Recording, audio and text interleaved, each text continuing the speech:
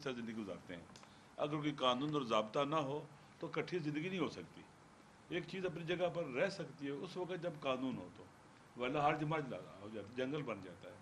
तो इकट्ठे रहने के लिए आइन बन गया 1973 का आइन, कि एक डॉक्यूमेंट बन गया, सोशल कंट्रैक्ट बन गया, जिसके तहत पाकिस्तान के सारे सूबे और सारी इकाइयाँ इन्होंने फैसला किया इकट्ठे रहेंगे, और इनके जो रिप्रेजेंटेटिव थे उन्होंने आइन बनाया और पाकिस्तान के अवाम ने उसको कबूल कर लिया।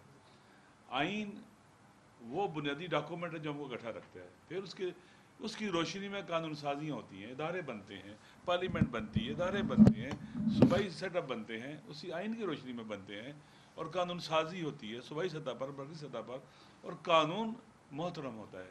जिन माशरों में कानून अपनी हुर्मत खो बैठता है वो माशरे तबाह बर्बाद हो जाते हैं।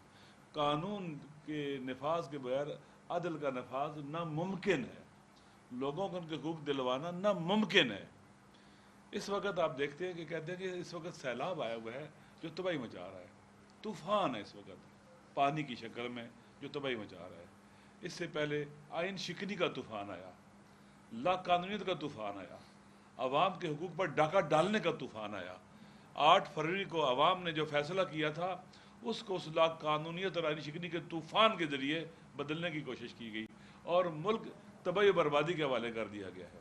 अगर कोई ये समझता है कि आइन शिकनी करके या आइन की रूह ख़त्म करके, जो आइन बनाया था हमारे इस्लाम ने, उसकी रूह ख़त्म करके और उसको एक बिल्कुल एक पैरालाइज किस्म का आइन बना दें और फिर अपनी मर्जी के कवानीन बनाएं, और वो कवानीन जो दरअसल कानून की रूह के ख़िलाफ़ हैं, जो फ़लसफ़ा कानून साजी का उसके ख़िलाफ़ है, तो इस नतीजे में क्या हो जाएगा? मुल्क तबाह बर्बाद हो जाएगा, इदारे इररिलेवेंट हो जाएंगे। अब पंजाब में कोई इदारा है? सैलाब आया हुआ है, हर तरफ ऐसा ही है। तो मेरे ख्याल में अगर हमने इकट्ठा रहना है तो हमें आइन की तरफ वापस जाना पड़ेगा, रूल ऑफ लॉ की तरफ वापस जाना पड़ेगा, और पाकिस्तान में वो हुकूमत कायम होगी जिसको अवाम मुंतखब करेंगे, और ऐसी हुकूमत होगी जो अवाम में से जब आएगी तो अवाम के हक़ का ख्याल रखेगी। अभी आप देख लें कि जब सैलाब आता है, लोग फौत हो रहे हैं, तबाही बर्बादी हो रही है, घर उजड़ रहे हैं, इंसान ऐसे नहीं जाता जैसे किसी शादी में इंसान जा रहा हो। इंसान जाता है कि गम की हालत में, पता चलता है कि गमगीन है ना, जश्न मनाने जा रहे हैं। आप इन इलाकों के अंदर ये जश्न की जगह है जहाँ लोगों की आरज़ू और अरमान इस पानी बहा के ले गया है, तबाही बर्बादी फैला गया, उनका सब कुछ लूट के ले गया है, तबाह करके चला गया है।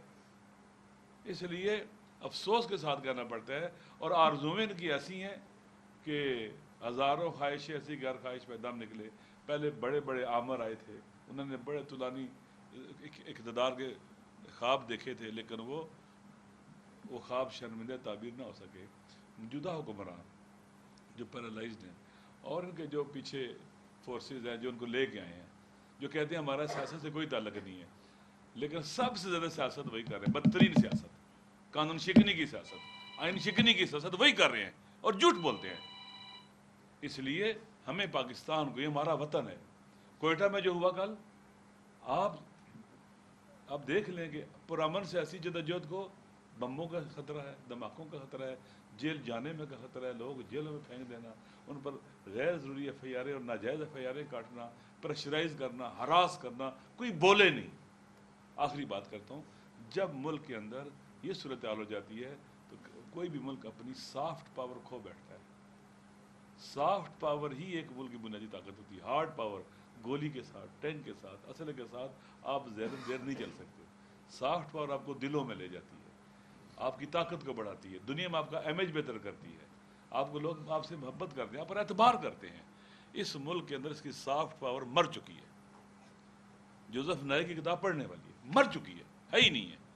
अल्टीमेटली नेशनल पावर भी नहीं रही है, टूट तोड़ फोड़ के रख दिया अपने सोसाइटी और माशरे को।